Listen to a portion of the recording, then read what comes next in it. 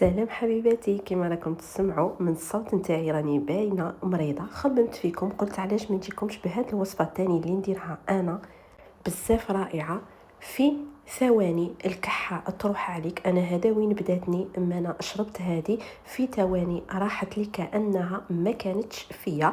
ما عليكم غير تقولوا بسم الله على بركه الله. نحتاج هنايا شويه، يعني نقولوا مغرف كبيره ولا زوج مغارف كبار تاع القارص. وهنا كما راكم تشوفوا انايا راني نوري لكم. هذا بالنسبه لبنات المانيا يعني ولا اوروبا. هذا الزيت الزيتون راه رائع جدا. وهنا كما راكم تشوفوا نديروا كميه نتاع الزيت الزيتون ونزيدوا عليه كما راكم تشوفوا هذا الرشه تاع القهوه، باش الا عندك هذيك التخمه هكا تاع ما عندكش الرغبه تاكلي ولا شيء، ديريها هكا رشه صغيره تاع قهوه تعاونك ترد لك الذوق في الماكله. ونزيدوا تاني هنايا انا درت مغرف صغيره نتاع العسل الحر. الا ما عندكمش العسل الحر تنجموا تعوضوه بالسكر العادي او السكر كلاص عادي جدا.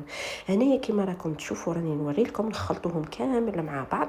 والحاجه المهمه انه نسيو ندفوه كما هكا، يعني ندفوه نشربوه. صدقوني حقيقه اراه يعاون في ثواني هذيك. يعني كما راكم تشوفوا غير قارص ومغرف نتاع السكر راكم درتوا حاجه تنحيكم الكحه تاني، تعاود ترد لكم هذاك السوف باش تتنفسوا. هنا نقول لكم ربي يشفيكم ويشفيني.